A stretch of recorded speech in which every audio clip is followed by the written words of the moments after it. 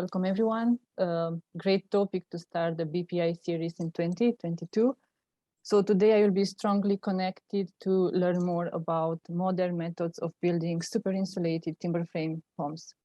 Yeah, so huge thanks to everyone for joining us today for what is a project and a system that I guess it aligns perfectly with Passive House, really strong focus on breathability and low energy construction. So yeah, interested to see what everyone thinks. I'm Ben Adam Smith from House Planning Help. And yeah, I know this system quite well, having seen Lee down at the National Self-Build and Renovation Centre, and he's always answering questions when people come up and want to know about how to build a low energy home that also has low embodied carbon.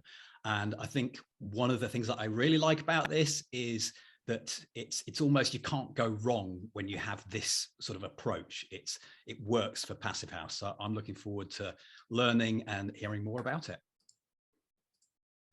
Hi, Mike Jacob, Kiss House. It's really nice to be co-hosting this episode today. MBC are quite close to my heart. I've delivered several projects using their system. And yeah, I know intimately how much they care about getting things right. And I know a lot about the thought and care and goes into detailing their system and delivering their system to very high standards. So it's a real pleasure to introduce the guys today. I'll kick off by introducing Adrian first. Adrian Williamson is the Director of WM Design and Architecture. Adrian's a Chartered Architectural Technologist, and his practice is based in the beautiful Anglesey, just off the coast of North Wales. Adrian's been working in the design and built environment for 35 years, with his first job being as a model maker for the Ministry of Agriculture, Fisheries and Food. And then on to working in the primary healthcare field as an architectural designer and technologist, and set up his practice in 2003. Their principal field is in modern architectural design and construction. And we look forward to hearing Adrian soon. And then also gives me great pleasure to introduce Lee Broomhall, sales manager of MBC Timber Frame. Lee's been involved in technical sales based on a consultative approach for 15 years, specializing in timber frame and sustainable products to the bespoke self-build market. And for the last 5 years, Lee's focused specifically on Passive House build systems and is dedicated to educating people that modern off-site construction methods are accessible to all to build more sustainable and durable houses. Thank you very much. Over to you guys. Hi, my name is Adrian Williamson, and given an intro earlier on, we're practice based in Anglesey in North Wales, and we were housed in this beautiful building. It's a technology centre in the middle of the island, and that's where we sort of principally work from. Anglesey, Gwynedd and Snowdonia is our sort of kind of field, and mainly doing sort of residential extensions, adaptations, but a lot of kind of new build, self-build, that sort of thing, really. So we were approached about 2018 about a site in a lovely place called Red Wharf Bay. For any sort of people who kind of know the history, it's where the Land Rover was first tested and practiced on this area of beach here. So it's got this little bit of claim to fame. The site itself was a replacement dwelling. So this little tiny shanty shack, built kind of timber frame, early construction, but using a very nice asbestos product, which was quite popular in the 1940s and 50s. So the client bought this site and wanted to kind of develop it for a house, but it's right in the middle of the area of outstanding natural beauty. It's tucked into the kind of hillside, and the kind of the views from the site are sort of across the bay here. So we had quite a long process of gaining planning before we even started considering the construction form. So it sort of sits where you can see this little red line tucked in a load of other houses. So the site itself, as I say, is orientated principally sort of kind of in an easterly direction. So it gets the kind of sun up in the morning, gets mid-afternoon sun, but as you can see from the diagram, it disappears around the other side of the house and the back of this kind of caravan site. So views are the main thing that the client wanted here, but equally a really high performing house. They'd lived in timber frame houses before and sort of novel kind of builds before, but they really were moving towards a passive construction. So we had this sort of kind of duality of looking at building in the views here, but also building in a high kind of insulated value and a kind of low energy approach to the actual building itself.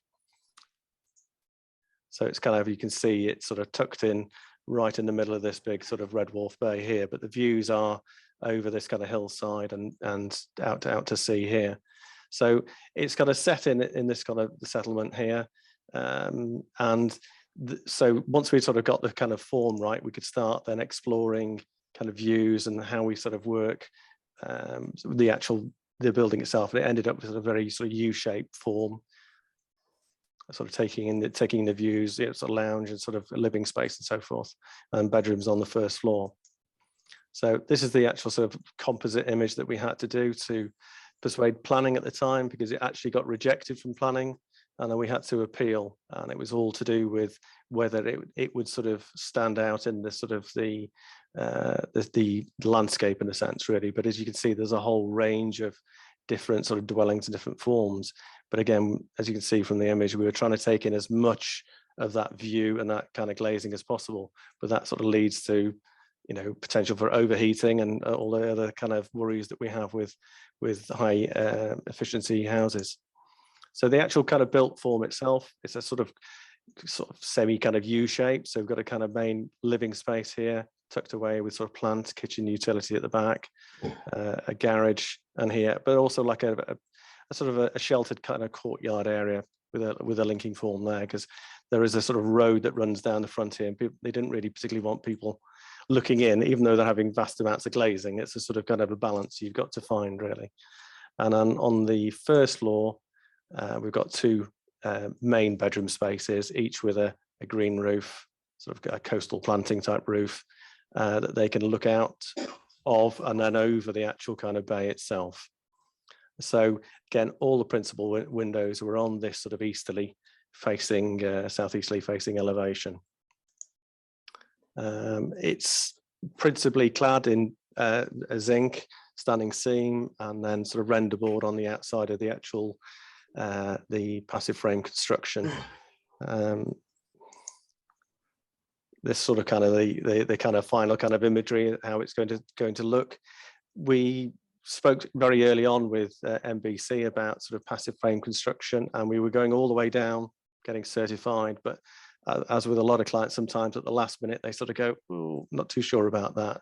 So we're going as far as we possibly can without actually going full sort of passive house design. So it's got MVHR in there. It's got sort of kind of low energy heating system in there as well. High performing windows, and obviously the construction airtightness. So that's the sort of kind of imagery how it's looking.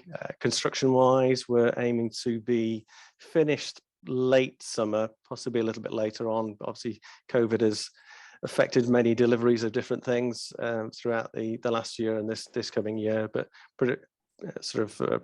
it's carried on site very well, given some of the restrictions we've had. And you can see from some of these aerial shots, and you'll see from a later video how it's moving along. There we go.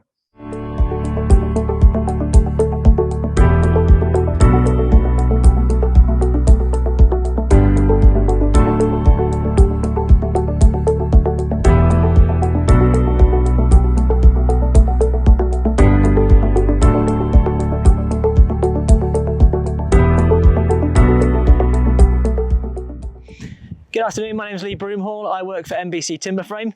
On this particular project, we've supplied the Passive House standard timber frame and also the Passive House foundation system. Good afternoon, I'm Adrian Williamson from WM Design and Architecture Limited, based here in Anglesey. We're the lead designers and architectural technologists on this Passive House project here in Red Wharf Bay.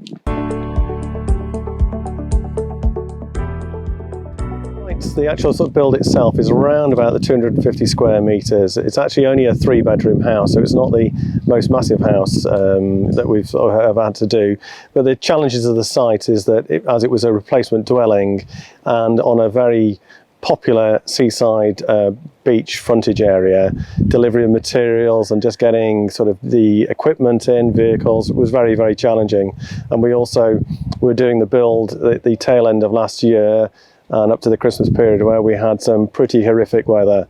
So it was pretty challenging for the build team, both doing the passive slab system, and also the actual frame erection, which is the MBC sort of passive frame system. So we're aiming for a passive standard, not going for full certification, but certainly is meeting the high air tightness standards that are required. The principal views from all of the kind of first floor and the sort of lounge area is across Red Wolf Bay, which is a very kind of famous part of the island. So it takes in a view right from Bwrdd, right across to Pentraeth Forest and right into the heart of sort of Pentraeth Beach. So they've got a full sort of kind of 270-degree view of the bay from the kind of main kind of master bedroom, the guest bedroom, but also the lounge. And we've introduced a lot of kind of roof terracing that includes sort of a set of sedum planting, sort of coastal planting, so that they feel even at first floor that they're actually part of the landscape.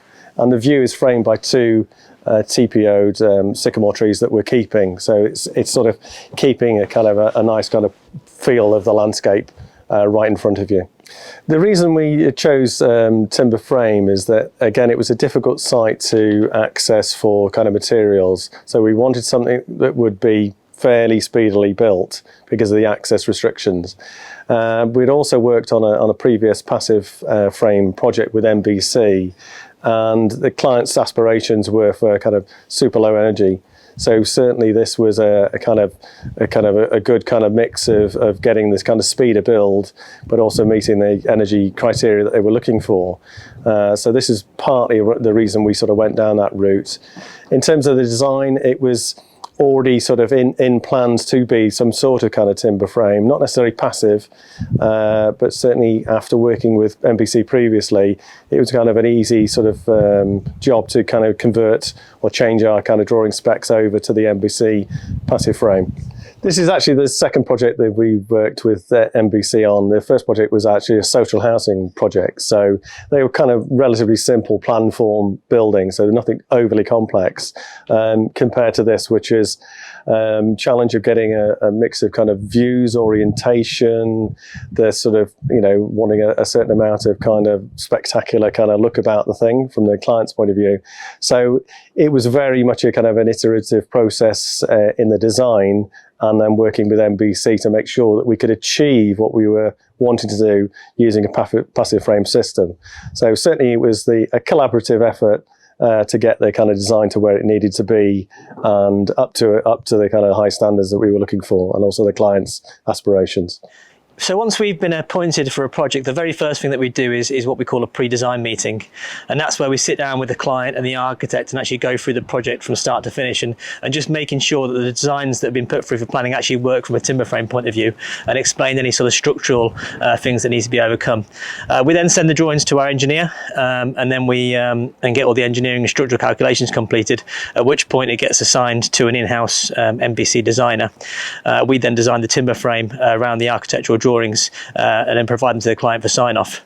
Once they've been signed off, that's really when we're ready to go to manufacture. Because we specialise in bespoke homes, so every one of the houses that we built is completely different, and this is no exception. The key thing for us is that we've got an in-house design team, so a lot of these obstacles that we come across on every project we can sort of deal with in-house, and we're not reliant on other people. The key issues with this particular project is the roof. It's not the most simple roof, but one spectacular once you've got over a lot of them complications. Even that timber frame can work to any designs, and the key thing is its versatility. With this particular project, there's a lot of things that the client was interested in terms of sustainability and building a really good thermal envelope, but also in terms of access. We're right on the beach, so the fact that we can build a house very, very quickly, that just means that we're not being, getting in the way of the local community, and just getting the house built as quickly as possible. Well, I think the key thing with passive house, and maybe the reason why there's not that many people do it, is in terms of air tightness. There's no magic material that you can buy to pass an air test. It's purely down to quality of workmanship on site. Now, on passive house projects and all of our standard timber frame projects as well, we take responsibility for air tightness. So once the client has installed their windows, we have a return visit to site, and that's when we do all the taping and sealing, and then someone comes in and tests the building. The requirement for a passive house is 0.6 air changes per hour, so that's what will be achieved here. Once the windows have been in, the roof's been finished, that's when we'll come back and do them works. So this project uses our passive house standard twin wall system. The key thing with a twin wall system, instead of a single stud, you have two studs. Imagine a ladder going down the wall. It means that that when the insulation actually gets blown in on site, it can be continuous without cold bridges. So whilst this site and these panels are all made in a factory, and the house comes together very, very quickly, there's actually no insulation on it when we put the panels into place. It means that when we actually put the insulation in, when we're on site, then we can stop cold bridges around corners, the insulation flows around, and also when you get from the wall to the roof, the insulation is continuous. Obviously really important parts of passive house principles. In terms of the materials used, so on the outside here we can see our airtightness board. Now we favour an airtightness board just because it's much more durable. So we're going to take responsibility for the airtightness of this house. The biggest concern for us is that the follow-on trades then might be some sort of detriment to the airtightness. So by going for a board, it just means it's much more durable. Now, in terms of the actual wall insulation, we use a material called cellulose. So it's actually made from recycled newspapers.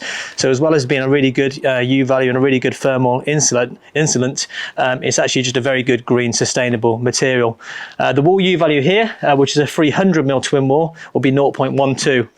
Now we can make that wall any size. Sometimes we'll go to 400, 350. It's just dictated by the PHPP and the U values that are required for the particular project.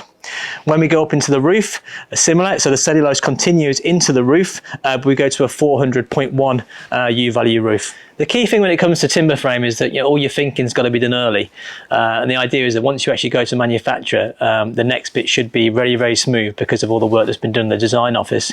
Now, typically a set of drawings takes us around about 2 months to get to the stage which we call client approval, where it's ready to be signed off.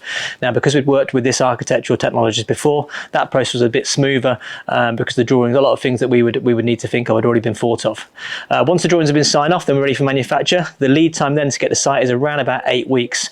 So sign off for drawings to arrival on site is 8 weeks, and that in this case was with the foundation because this particular project was our foundation and timber frame system. Once we're on site, the foundation would usually take about 10 days. We had a few delays on this particular site because of the weather. There's certain situations where you can't pour concrete, and also the wind exposure on this site was very, very bad at times, where you just can't work with a crane. But yeah, generally the foundation was about 2 weeks, and the timber frame would usually be about 2 weeks, but a little bit longer in this example due to weather circumstances. So one of the things that's actually pretty unique to MBC is that we're a timber frame supplier that also installs foundations, and there's a number of reasons for that. One of which is that the junction between the timber frame and the foundation, when you're talking about passive house, is really, really tricky, and it gives us a bit more control to make sure that the insulation that's in the wall is actually sitting on the insulation that's in the foundation. Now, in terms of the foundation, we're talking about 300mm of insulation because it's a raft foundation. So the insulation actually goes below the concrete itself. It just makes it a lot easier to integrate the timber frame to the foundation, and then we've got layers like here with the DPM and the radon membrane. But it also means it uses a lot less concrete because of the way that a raft foundation works. So there's lots of benefits to using a raft foundation, particularly when you're talking about passive house. The U value on our insulated raft foundation is 0.1. So by using a breathable board on the outside, it means that if moisture ever gets into the building, it can essentially escape. It also reduces the moisture content by around 5%. Obviously, as well as that, it just means that we're increasing the longevity of the building. And sometimes by using these additional products, they might cost a little bit more money, but they're just increasing the lifespan of the building. Well, the key thing with the EcoFoil is it has a low emissivity, and it also means that because of a lacquer that's on the foil, it protects against salt in the air. Obviously, really important in this location.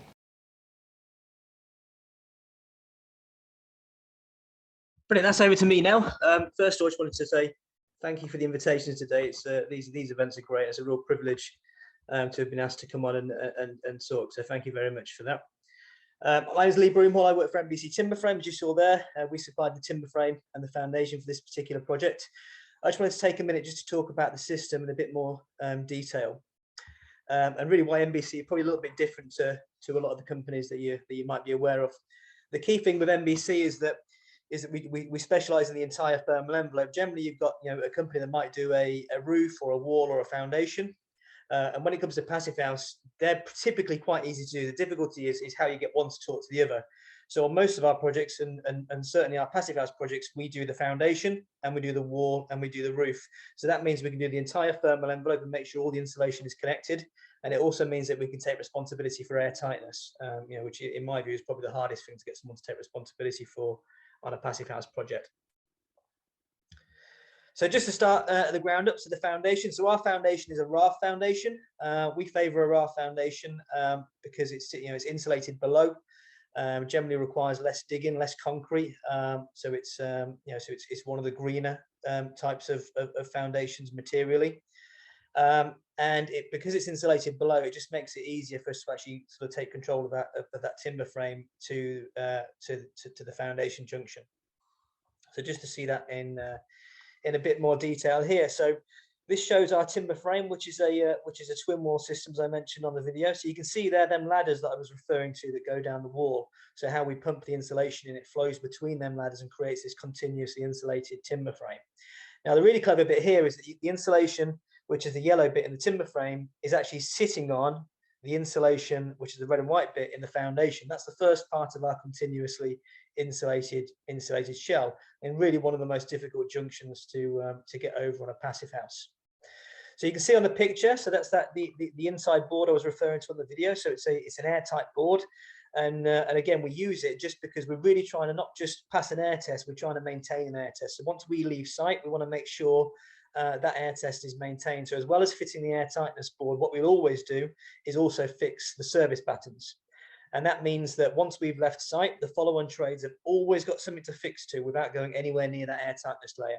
So we're just trying to do the best that we can to make sure that the air tightness layer is maintained. There's a lot of trades, particularly in the UK, that might not have worked in an airtight building before. So we try and encourage people to make sure that any trades coming onto the site are aware it's an airtight building, but also just do what we can to make sure the building is protected as best as possible.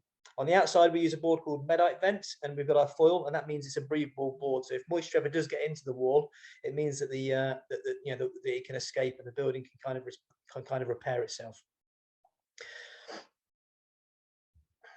So not the best picture, but moving up to the roof, so we've got a few different ways of doing the roof. So this is showing a metal web rafter.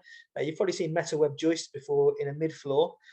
Sometimes we'll use them in the roof, and they're really good. If you can think of it the way that the wall works, the twin wall, you kind of end up with this like twin roof, so the insulation can flow between rafters. So not always with a metal web, we've also got I-beams, or we can use timber, depending on particular projects and what the preferences are of the client. But it's all about just trying to keep that continuously insulated shell. And again, as I mentioned in the video, so once the insulation gets up to the eaves, the insulation then continues into the roof. So that's a very, very tricky junction, to get over, to make sure that we're continuously insulated. And often what you see on various passive house projects is you see like a hybrid of different systems, and individually they can all be fantastic. The difficulty is getting them all to work together. So this is the way that we do it. Just try and keep a bit of consistency around the building, and making sure that one person is taking responsibility. If ever does go wrong, you've only got one person to blame.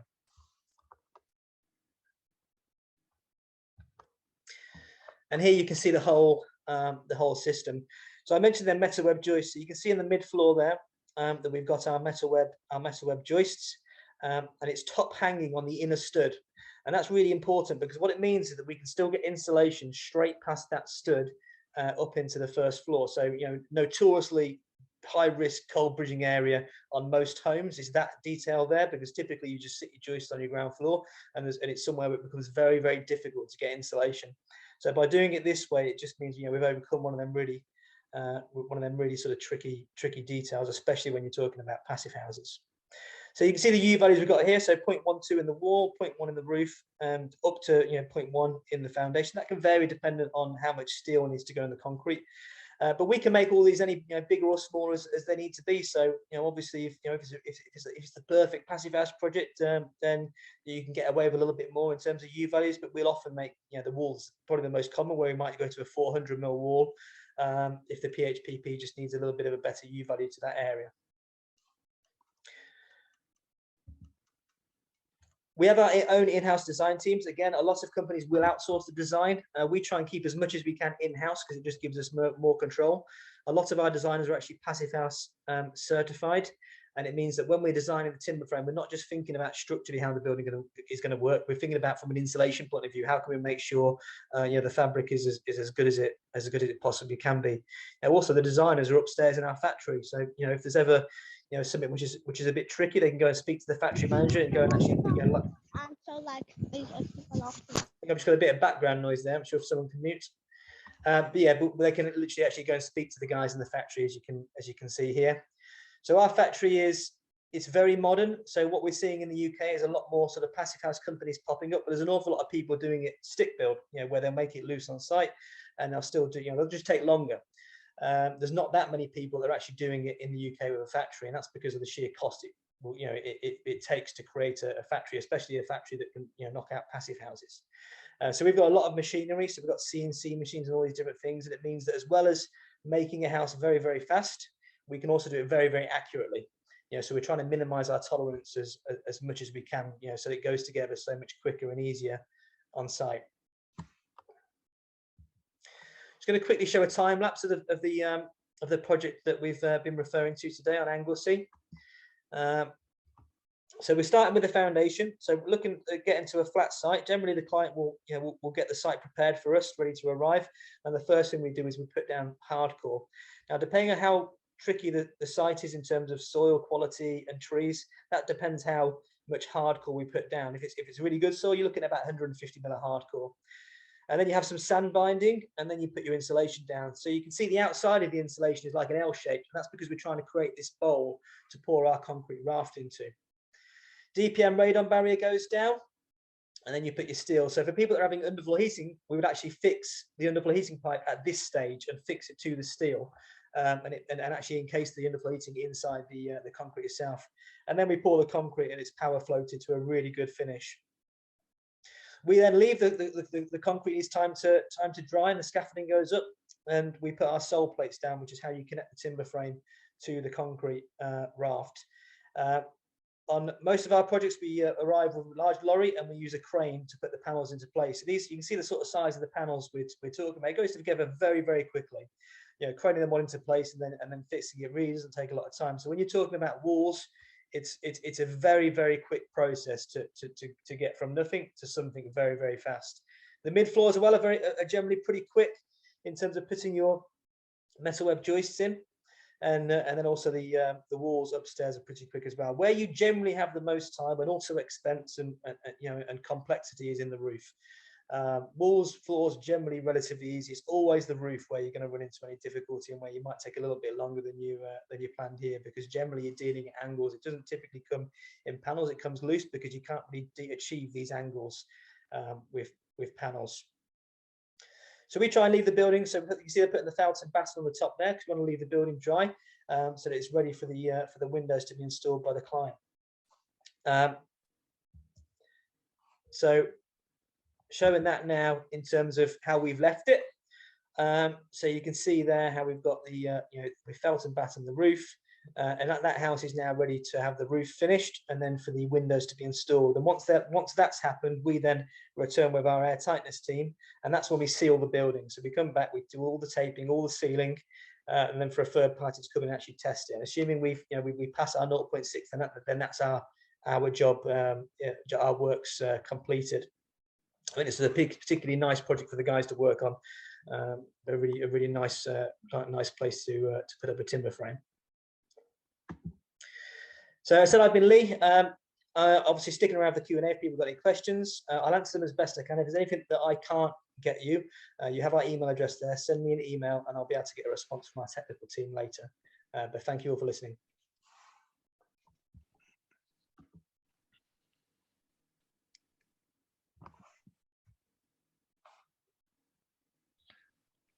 Okay, so Lee, thanks so much for that. Really, really interesting. And I guess one of the things that kind of came out in preparing for this episode and during it is that, yeah, whenever Passive House is mentioned in the UK and you guys, it seems that almost everybody has worked with you and has good things to say about you. So nice work from you guys in NBC over the years. One of the things that I've always liked about how you approach your spec or how you build or how you, because I guess as the manufacturer, you don't always decide the spec, so you're really pushing things onto the customers, architects, or the homeowners, and it's the choice about breathability. So a common kind of exterior sheathing board, in most timber frames is to use OSB. And I see that you guys are, absolutely firm on the breathable MDF on the outside. And I guess I know from my own experience that it makes such a, kind of dramatic difference in terms of the eventual moisture capacity or the percentages in the external walls. So it's a huge factor of safety to kind of force into the industry. Not that many people do it, but yeah, we kind of would hope that people would kind of follow on from that. And same kind of thing with the cellulose, it's a natural follow on, and it buffers I suppose the water vapor as well. And that coupled with the variable thickness of the external wall, it's really given kind of huge opportunities to people.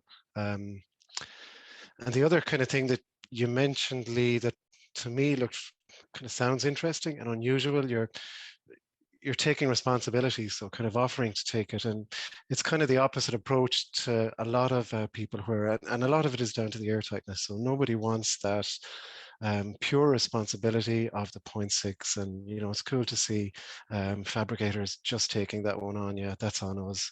I know you did say it's mostly down to the installation quality. I probably think it has a little bit to do with the tapes and membranes, if you don't mind me saying, but I think generally it's really, really, kind of uplifting to see somebody stand over their work like that.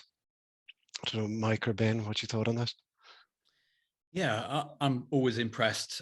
I deal a lot with people who are building their own houses, and I think that choice of how you're going to build the house is one of the most critical decisions that you make in the whole process, because it locks in the embodied carbon and also the efficiency. And that's what I really like about this. I think it takes away so much risk. It was interesting, I heard that word speed a few times come into it, that they were wanting to get things really moving, which yes, you always want, but it's just interesting to hear it in that context, all the precision that comes into play as well. A couple of aspects that I was wondering about. Firstly, the form of the building. When we come back to Adrian, I know that it had a road coming nearby, but I was quite intrigued as to what the constraints were on that. And also for MBC, are you facilitating the architecture and not really asking too many more questions, or how does that relationship work? But yeah, as a system, thumbs up. I don't know, Mike, what are your thoughts? Well, yeah, as I said at the beginning, I've got first-hand experience of working with MBC, and it was always a pleasure. I don't just want to sort of, blow smoke up your backsides, but you guys rock. You really care, and I think that from our perspective, in my previous life, delivering these one-off projects, it was always an enormous challenge getting the right team in place. And so, MBC from the top down is populated with people who are honourable and who care about what they do, and that kind of joined upness, taking responsibility for more than just, a shell, and someone else has got to put the thing in the ground that shell goes on, and someone else has got to make it airtight and all the rest of it. You go beyond that and do more, and that's rare and it's commendable. So I just wanted to acknowledge that. I'm really intrigued. Ben sort of hinted at it in terms of the form. I'm intrigued, to find out from you guys what the challenges were on this project. Particularly when it came to design coordination. Were there any, or was it plain sailing? We perhaps just sort of tease open a little bit of a discussion with you guys now, and from my perspective, get an insight into what was hard about it, what didn't go quite according to plan, what challenges did you have to overcome, how hard was it to get to where you are today? That's a really interesting angle from my perspective. You got any insights to share on that, Lee or Adrian? It'd be great. From a design point of view, obviously, typically when we get involved with these projects, sorry, Adrian, I'll just take that first, if that's okay. Generally, when we get involved with these projects, it's often post-planning, so there's very little influence that you can have on any designs. If it's pre-planned, then we might be able to say, well, generally more from a cost point of view, that actually if you make this this little change here, if you move that wall, then we no longer need that glulam beam or that steel. But really post-planning, our hands are tied. Now Adrian's worked with us before, and because of the views and stuff, he would have been, the structure has to meet the requirements of that particular project because of what the clients were looking to achieve. But I imagine there was in terms of your initial looking at the designs, Adrian, I imagine there was a lot of complexities there. Yes, yeah, and I think the main thing that came out from it is obviously the entire thing was driven by the view. So they wanted, the first thing they wanted is that every room wanted a view. Well, we know that's not always possible. And if you're in the utility room, do you really need that view? So there was obviously we had to kind of get that right. But it was handy that we had worked with Lee and NBC. And again, it was a social housing scheme, so there was nothing. They weren't grandiose. They were fairly standard sort of built form. But it helped us certainly that we then got to understand the system. We say, right, okay, so we can do this with your system in a sense. So it allowed us a little bit of kind of flexibility. And we have worked on other types of passive constructions, but I think it would have ended up being a lot more complex, a lot more steel, a lot more difficult junctions and so forth. So I think we were able to modify the design a little bit to kind of fit the NBC system. So there was, and I mentioned it earlier on, a bit of an iterative process really. You think, well, okay, does that wall need to be there in that particular form and shape? Can we do it slightly differently? So I think that kind of that really helped. So the challenges were really, you've got all that view, all that glass, but you're still going to meet a really kind of high standards. But we were kind of constrained in many ways by planning as well, that we couldn't have, you'll see there's like side wing walls to avoid kind of views over onto neighboring properties. So that sort of kind of started to kind of sort of develop the form of the building really. What was the planning inspector's view? You said you had to take this to appeal. How difficult was the appeal process, and was there much local opposition, or was it the planners who there was no local opposition at all? The actual in that particular area, there's been a lot of kind of houses that have developed over the years, and some even kind of larger kind of properties. And we, from an early point, we'd actually done a property on the opposite side of the bay. And because it's in the area of outstanding natural beauty, what they're worried about is it going to change that sort of kind of view? And it's not a view necessarily of standing on the beach looking at the houses. You might be a mile out to sea, on the sand at low tide. And I know we're kind of concerned about that. So we used a firm called Land Studio who do a lot of visual appraisal, landscape appraisal. But the planners weren't convinced. And I think they were just kind of nope, you can't do that. It's got to be a tiny little property or whatever. But when it went to the appeal, the inspector just said, well, no, they've done everything right. And it demonstrates that it kind of fits into the landscape. It's not changing the landscape. So they were just very dismissive of the council. I think they not sort of being sort of,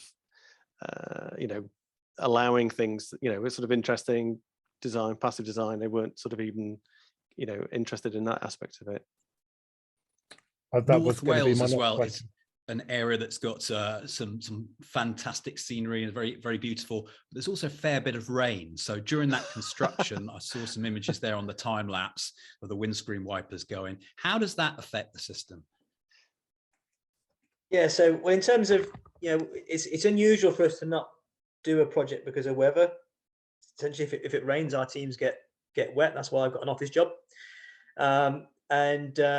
Yeah, but there's some things. So in terms of like pouring concrete, there's times when you might have to delay that. In terms of the wall, it's designed to dry. So obviously, because it arrives on site, there's no insulation on it. If it gets wet, it doesn't really matter. It just dries. And by the time we come back and put the insulation in, the roof's been sealed, the windows are in, it's been made airtight. So the buildings have plenty of time to dry. So the rain isn't really a particular issue in terms of the system. Really, the only time it's cold in terms of the foundation, and wind, because there's just a point where you can't put a panel on a crane. Lee, just in terms of the kind of full system, I suppose in the UK we see, a lot of open stud, and like Micah touched on some stick builds on sites. You're selling something pretty different, and I guess it's at a pretty different price point. So I'm wondering, one, how do you I can convince people of that, but two, do people always opt for the full system? Do you always do the foundation? Is that always part of it? Or what way does that work with clients? The majority of people, and actually, one of the reasons why we've grown so much over the last couple of years is because we offer the foundation. We're absolutely amazed more people don't do it, because we won a huge amount of work because we offer both the timber frame and foundations. And even so, we've got our passive house system. We've also got a variety of closed panel 140 stud timber frames, and often people will still take the passive house foundation, even though they might go for one of the sort of lower grade timber frames, just because they like the idea of having one company that does both. But yeah, there's a lot of stick build that goes on. It's just that initial cost to actually open a factory it's a huge amount of money. And the bigger issue in terms of if you're looking at costs and passive house, I would say it's not necessarily that passive house is expensive. It's that because we're still allowed to build to such a low standard, you can probably build too cheap. And actually what we're finding is that every year passive house becomes a greater proportion of our work, because as the building regulations increase, and obviously they're about to increase, we assume that's going to have a big positive impact on us. The gap between sort of passive house and what you're allowed to get away with narrows. The things like Adrian was referring to the other project we did previously, social housing. The idea of doing a passive house social housing 4 or 5 years ago, madness. Yeah. The fact that project can actually be around, that was with us working with Adrian and the local builder, because the local authority, they just had a real sort of hunger to go further than they needed to. Yeah, Lee, thanks. It's really interesting. I know that Zach has been collating questions for the Q&A from the audience now. So can we hand over to you, Zach, and you can be the concierge for the Q&A session of this episode. Absolutely, ready. My pleasure. Thank you, Mike. Great discussion, great presentation, and yes, we have lots of questions and a couple of very inquisitive audience members, which is fantastic. But so what I'm going to do is invite folks to ask one question. I know that folks have lots, but I'll be cycling through the names here, so we'll get a chance to get hopefully to everybody. So the first question comes from Gordon Taylor. So Gordon, you want to choose one of your questions and pose it?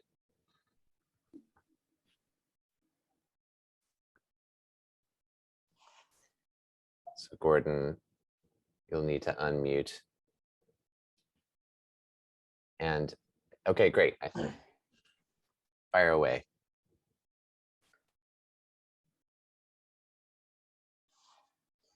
Gordon, sorry, we can't hear you. Oh. I think I will ask your first question, Gordon, because it looks like there may be a technical glitch here. Your first question was, how do you justify the passive house level of insulation for the garage? That's a good question. Ultimately, with many garages these days, they don't house cars, they house stuff, so I can imagine it may end up being a gym, something else like that. So essentially they wanted all the entire built form insulated up to the passive standard to allow for future kind of adaptation. So that garage is another space. So clearly, if we insulate it now, bring it up to the right standard, it's adaptable. So that's sort of future-proofing in a sense, really. Excellent, thank you. Okay, so next up is Mick Woolley. Mick, do you want to choose one of your questions? Hi, Mick Woolley here. I'd like to just get you to comment on what density you blow cellulose to. I mean, you mentioned that you've got a 300 mil wall and then you've perhaps got a 400 mil or more roof section. So for instance, do you blow those to different densities to make sure you don't get slumping? It's a great question. I don't know the specific density, but I can certainly send you the data sheet which has it. But what we do is once we've put the insulation in, we essentially test various different areas of the building. So there's a tool that you can put into the wall to check the density in the wall or the roof or wherever it may be, and you get a reading on it. And then our client can then check that reading against the manufacturer's guidelines, which basically says that if you achieve that level of density, then something's not an issue. But if you want the specific calculation, if you send me an email, I can send you the document. Great, thank you, Lee. Thanks, Mick. And we recently had a presentation at our construction tech program at the Passive House Accelerator about dense packed cellulose installation, and it'll come from a North American perspective, but I'll share a link to the video of that as well in case that's helpful. Okay, next up is Stephen Howland.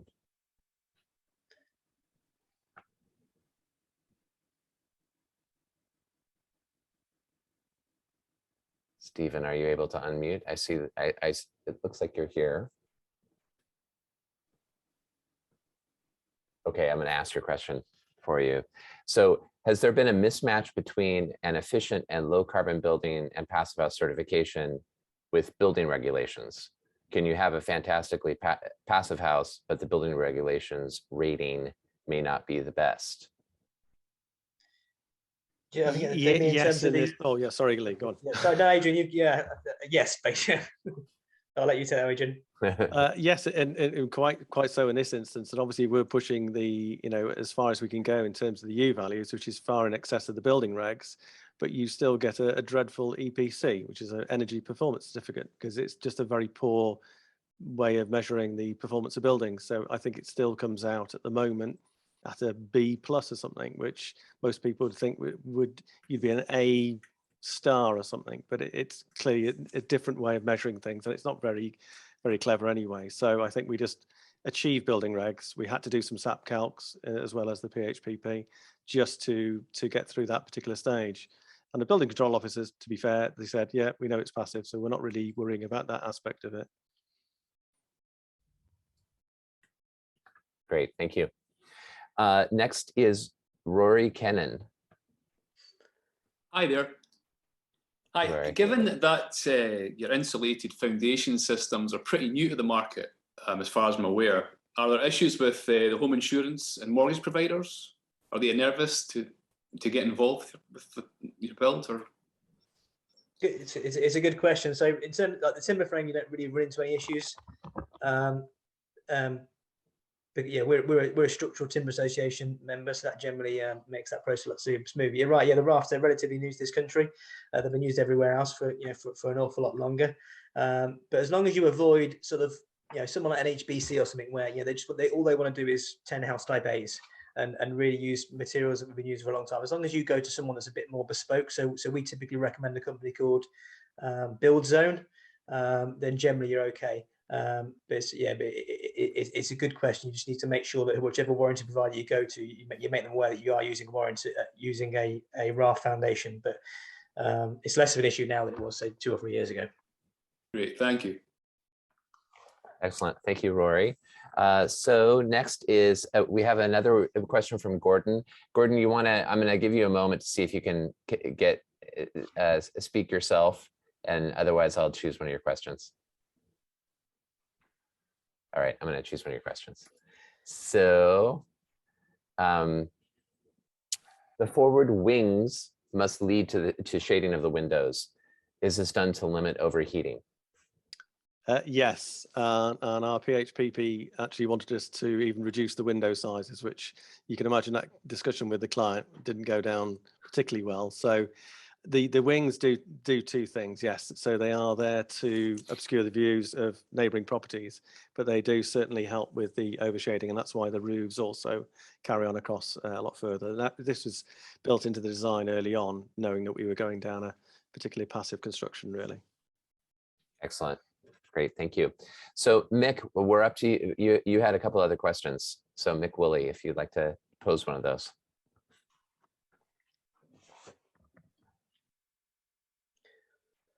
Oh, sorry, Zach, can you read them? I can't find it just at the moment. Yeah, now. yeah, absolutely, sure. Let's see. Oh, actually, one of them was a follow-up to the density. So this is one. How do you try to ensure people actually complete and certify? Surely they are passing up on one of the main QA checks that the build really has done what it should. Yeah, it's a really good question, but it's on one way, of course, you want to encourage people to go the certification route, but you also don't want to terrify people of going down a sort of passive house route. Our system has been certified many times. It's a legitimate passive house system. The majority of our customers don't choose to certify. Some of them can't, because whilst they're buying the passive house build system, perhaps the orientation's poor, perhaps the form factor and things that maybe they've got no control over because of the planning requirements in the area just doesn't work in passive house. ways. Sometimes I said earlier we can make our walls bigger or smaller.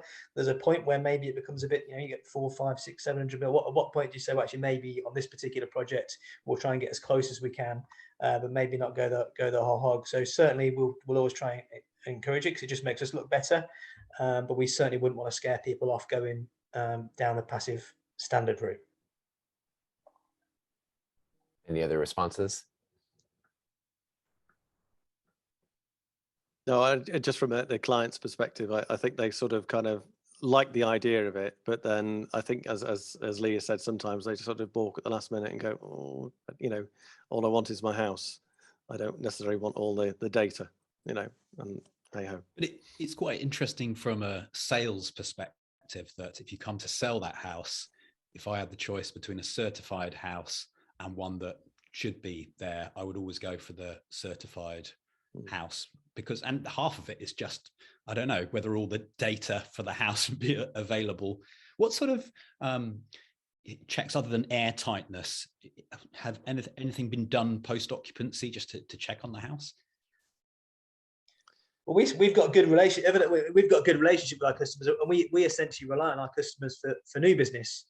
So I was visiting a customer that we built 4 years ago yesterday with another customer, and because the overwhelming majority of our work comes from referral. So we in terms of doing positive specific checks, no, not so much, but we stay very, very close.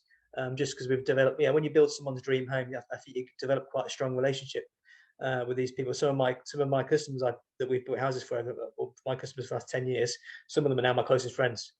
And it's because you really do become quite close, building someone's dream house. I think it's a really valid point, Ben, in terms of what you get with certification or compliance. So, while what the guys are doing is to that, really high standard, the handover file with the passive house is really quite different. And I think that's what you're talking about, isn't it? If someone's buying it, you've got a really significant body of evidence that everything was built. Not that you doubt anything that's done, but it's a much less complicated certification process if it's not passive house. Should we ask Mike what he did when he used MBC? What I did in terms of trying to persuade customers to go all the way. You're throwing it back at the clients. Well, it's their money, really, so it's driven by them. I did always do my best to persuade people wherever possible to get their project certified because of the perceived added value, in the future, and just the certainty of, it being a measurable standard and something that is rubber stamped by a third-party organization, based on pretty strict criteria. So it was a quality driver for me. Often, however, again, in my old life, people would say, well, actually, I'd rather buy a ride-on mower, or I'd rather go on holiday, or I'd rather do X, Y, or Z, and it got cut. But that, without a doubt, is one of the key things that's informed us at Kiss House, is we just want to do Passive House certified as standard, and then no one has the choice. It's just what we do. So that's our approach now, is just we do it, and then our strategy is to try to make that as kind of cost neutral, or as low cost, or make the cost invisible and as low as possible, so we can standardize it, hopefully. But yeah, it's ultimately it used to be up to the customer, and now it's up to us. I tend to agree. I think it sometimes it is the cost of the whole PHP process, which they want to go down, but towards the end they're sort of going, oh, I'm not sure. But I say, if you did integrate it as you're doing now with the actual build, it's all part of a rounded process. You get the build, you get the certification as part of it. I think clients would probably be more willing to kind of go down that route, really. I think when they think it's an added thing, that's when they sort of go, as you say, I've got a kind of Bose hi-fi system that's going to cost me $5,000, or I get my PHPP, so yes. I think to not try to make too much of a big deal of it either, the more kind of normal, and well, that's just what we do, really. That's how we want to try and frame it now, because it should be just what people do, really. Well, this is fantastic.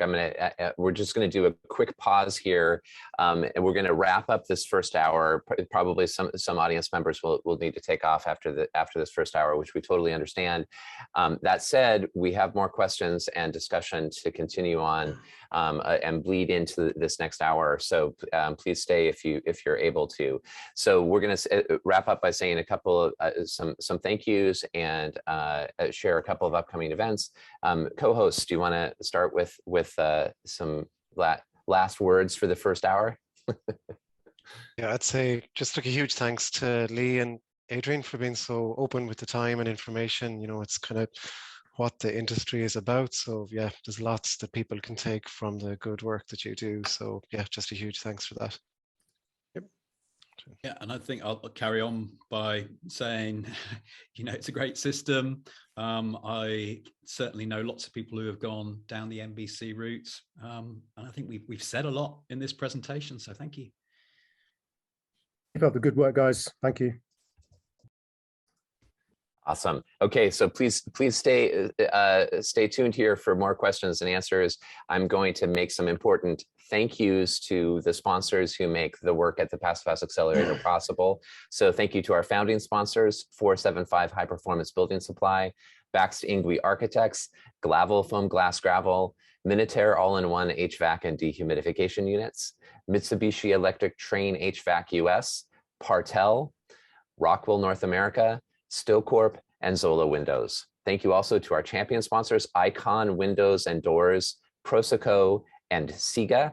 And thank you to our stakeholder partner, NYSERDA, the New York State Energy Research and Development Authority. Thanks also to our patron sponsors, Aero Aggregates, Aero Barrier, Brennan Insulation and Airtightness, Brooklyn SolarWorks, Euroline Windows, Innotech Windows and Doors, Lamelux, Owens Corning, RDH Building Science, Sanderson Sustainable Design, and US Engineered Wood T-Stud. So big thank you to those sponsors.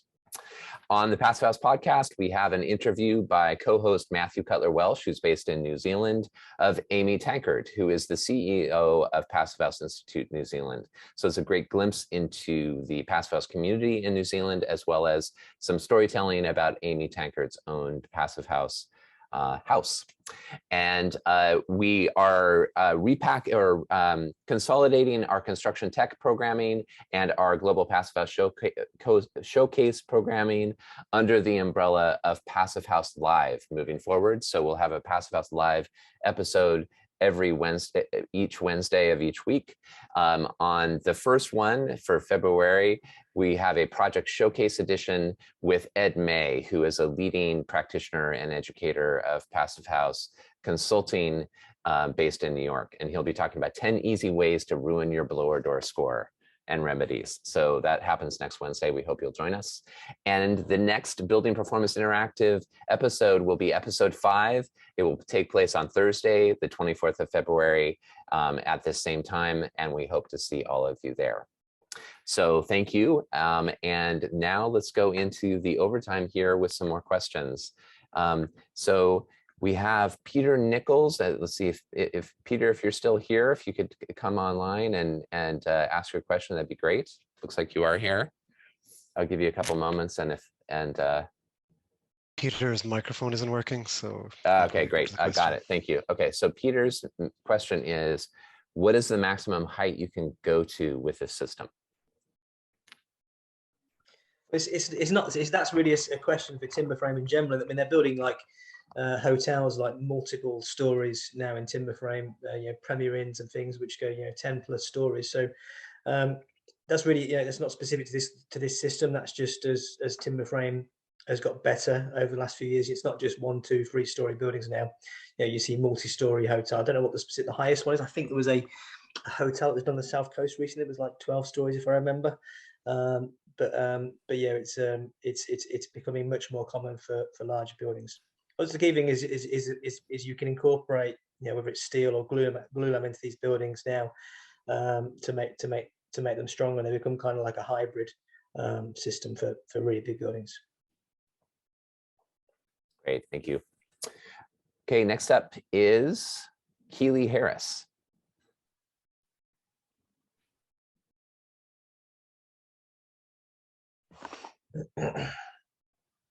Keely, I see that you're there.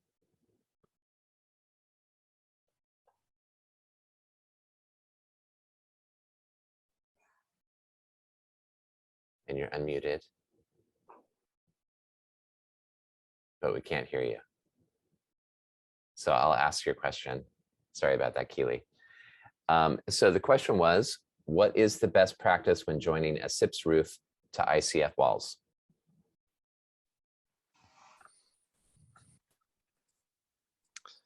Do you want me to say that? Yeah, so I can cover a bit of that if it helps. So,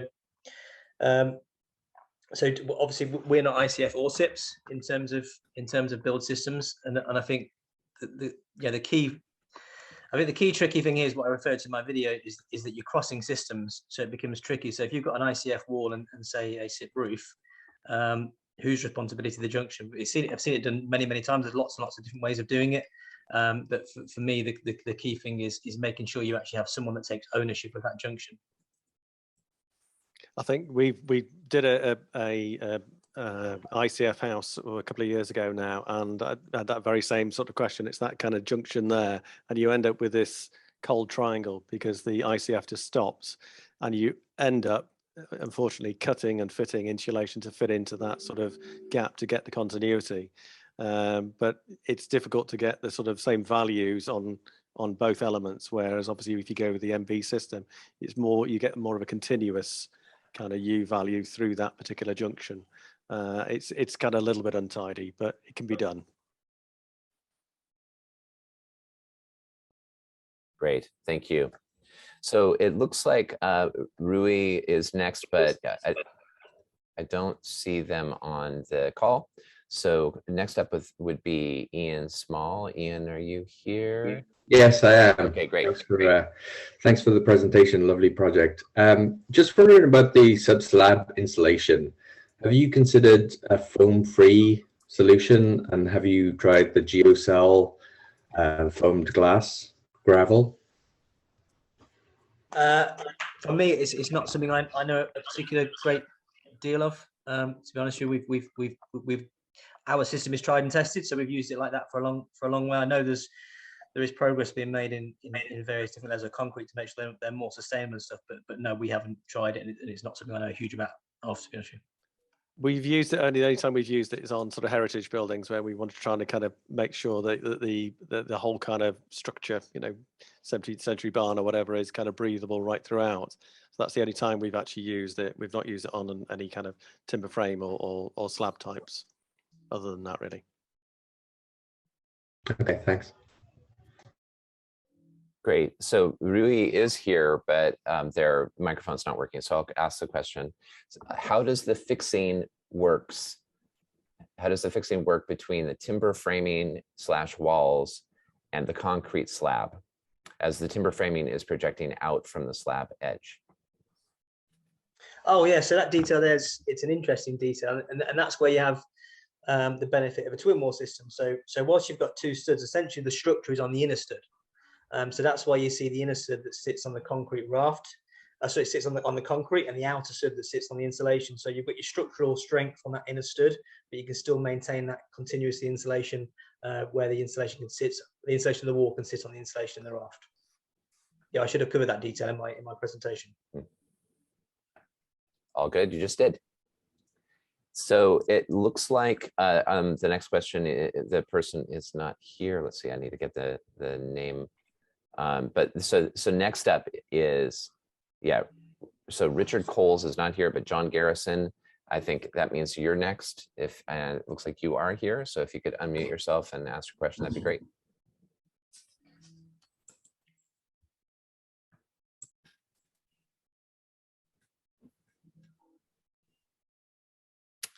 All right, John, I'm going to ask. Okay, no, all good. Apologies. Yeah. Multitasking. Yep. Yeah, so I was just curious whether they had any experience using aero barrier and whether or not it was necessary to achieve the desired airtightness for passive house.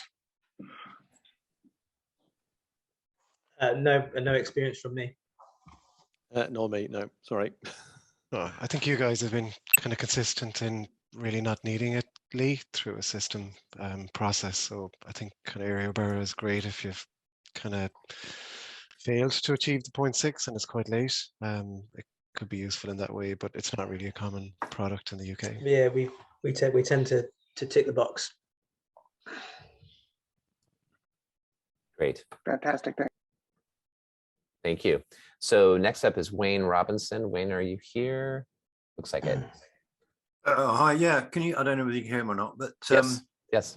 I was just wondering how you handle the heating and ventilation, because we've in our experience, some of the houses we've done when we go back and visit them, especially the social housing tenants, they still go along with their old cultural. You know, if it's cold, they put a heater on. If it's too hot, they open a window, and instead of waiting for the system to kick in, and consequently, it doesn't quite work out that well. They're mainly due to because they're used to living in a council house, and that's the extent of their knowledge. It's a really good question, and actually, this came up on our Anglesey social housing project recently. It wasn't really one I thought of. I just thought it's fantastic that social housing, you know, they're doing a passive house project. That's amazing, but didn't really necessarily sort of preempt any of the potential problems. And I think it's an education thing, isn't it? I don't think it's necessarily a product thing. I think it's an education thing. So the first thing that I was asked to do was for all the maintenance operators of that local authority, I did some training for all of them guys, because most of them, it's not just the customers, most of the people working in their houses have never worked on a passive house either. So it's the whole chain has to be educated, and we can't go and speak to every single tenant. But so what we did initially was basically educate the maintenance teams, and then the maintenance teams in turn went to educate the tenants. Yeah, that's cool. It was relatively recently finished, but it'd be great to go back there in a year and see how it's gone. Yeah, they've got like a commissioning phase they're going to be doing there, just to sort of go over kind of the processes. They're not an overly complex MVHR system in there, but one of the things they were the reason they were doing it for the social housing was to try and alleviate high rents, put the rents down, and sort of fuel poverty as well. So I think really it's sort of kind of getting them so that they're not wanting their houses ridiculously heated, but also sort of down at the cold end as well, really. So I think they will be guaranteed to have a year of sort of kind of education and running the actual kind of systems really with them, with the tenants. Good. Yeah. Okay. Thanks. Yeah. Excellent. Okay. So Stephen Howland, sorry, I skipped over you, assuming that you weren't able to come on, but it sounds like you are. So why don't we get you up for 2 questions, then we'll go to Bernard, and if you have a remaining question or 2, we can do that after that. Yeah, the first one is, it was mentioned about the concrete foundation. What type of concrete was it? Was it ordinary, or did it contain like GGBS or fly ash for low embedded carbon of it? And the other one is, what's the lowest airtightness you've managed to achieve in a dwelling to date? Okay, I can answer your question quickly on the concrete. It's a C30 strength concrete, so there was nothing particularly special about it. Again, we were slightly limited on what we could actually get to the site because of the local concrete plant, so we couldn't really go with anything particularly exotic, really. In terms of the best airtightness, I'm not sure what the actual best. I know, I think I saw recently which was 0.18. I would imagine we've done better than that, but the concern for us is we obviously put in our contracts that we're going to pass a 0.6. We're sometimes a bit nervous about advertising the really good results too much, because then people expect them as standard. But I think the only time I can remember that we actually failed an air test was when the client bought the wrong door. When he put his key in the lock, we passed.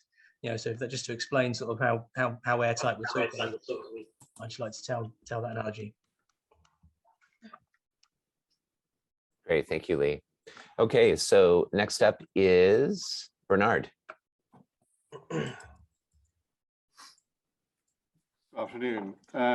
Last Friday, I was at the ATTMA with Bill Bordas and Paul Jennings, and we spent the last 18 months developing advanced instrumentation using ultrasonic sound and computer science.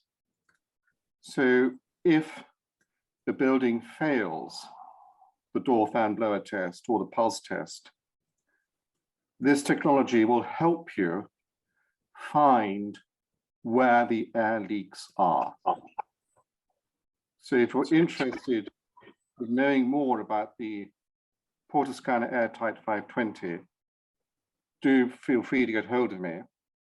There's a good write-up on our website because the results came through of our work last Friday this week, and we published them.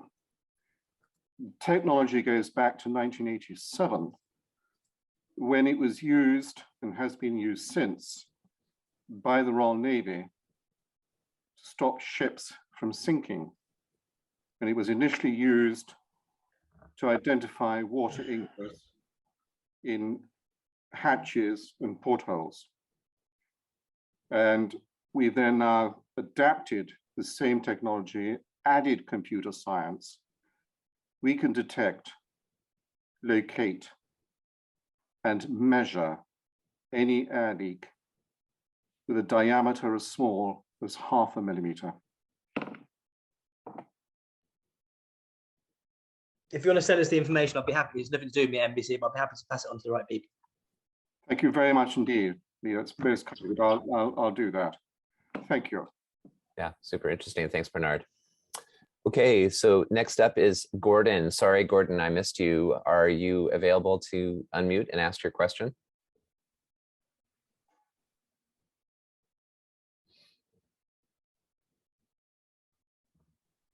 If not, I will ask the question on your behalf. So that you asked, timber construction can lead to shrinkage over time. Does this cause problems with air tightness or heat leakage, or with finishes such as rendering, tiling, or brick veneer? It's allowed for. Could be me that.